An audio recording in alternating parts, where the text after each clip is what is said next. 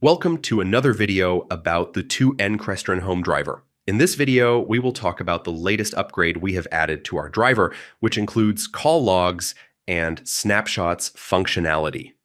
The call log feature refers to storing all calls from the 2N intercom that occurred in the last 7 days. We implemented logging to make it as easy as possible for the user to see who rang the doorbell and when. We paid special attention to situations where someone rings the doorbell while no one is at home. In that case, we prepared an event that can notify us that someone just rang the doorbell and nobody answered, but more about that later in the video. The second feature we added is snapshot functionality, where we can trigger a snapshot from the 2N camera, and that image can be sent via pushover as a push notification. Let's go step by step. We assume that you have already set up your 2N device, watched the previous videos, and that you already have the driver added. We also assume that you already have the events extension added, which we will need a bit later. To add the Call Logs extension, we go to Managed Platforms, select our added driver folder, and add the Call Log extension there. In this example, we also want to display it on the Room page. Once the extension is added, in the Crestron Home app, we can see that the tile shows the latest status for today. When we tap on the tile, we enter a 7-day overview of the call list. At the top, we can choose which call types we want the application to filter. After selecting the desired type, we can open a specific day and see a detailed view with more information about all calls of that type on that day. Next, we move on to snapshots. We will add 2 snapshot extensions. The first one will be used for motion detection. Since the snapshot is sent via the pushover platform, when configuring the extension, we need to add pushover credentials.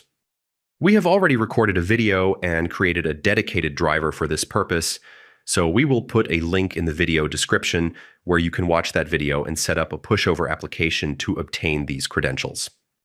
Once you have all the credentials, enter them here in the configuration. For the message title, we will set front door, so we know where the snapshot came from. And for the message text, we will set motion detected. We will not change most of the other parameters, except we will set the priority to level 1, which is the second highest level. This means we will also hear an audible alert for the push notification. You can find more details about this in the pushover API and adjust it to your own preferences. The second snapshot extension will be used for missed calls. This way, if someone rings the doorbell and we miss the call, we can receive an image and see who rang. The process is the same, we only change the message text to say missed call. After that, to see snapshots in action, we go to Actions and Events to connect events with actions. First, we go to Events and find the event called Motion Detected. As the sequence that should happen, we select the motion detection snapshot and choose the action Send Snapshot.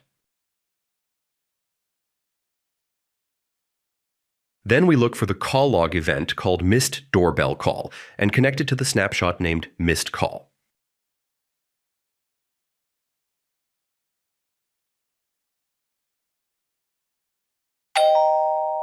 Here on the iPad, you can see that when motion is detected, a snapshot arrives in the pushover app with high priority.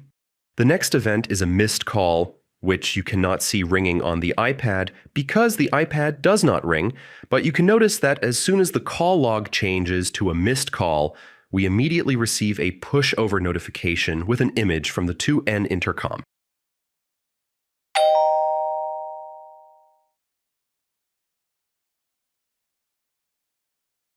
And that brings us to the end of this video. As always, we encourage you to explore all the features this driver has to offer.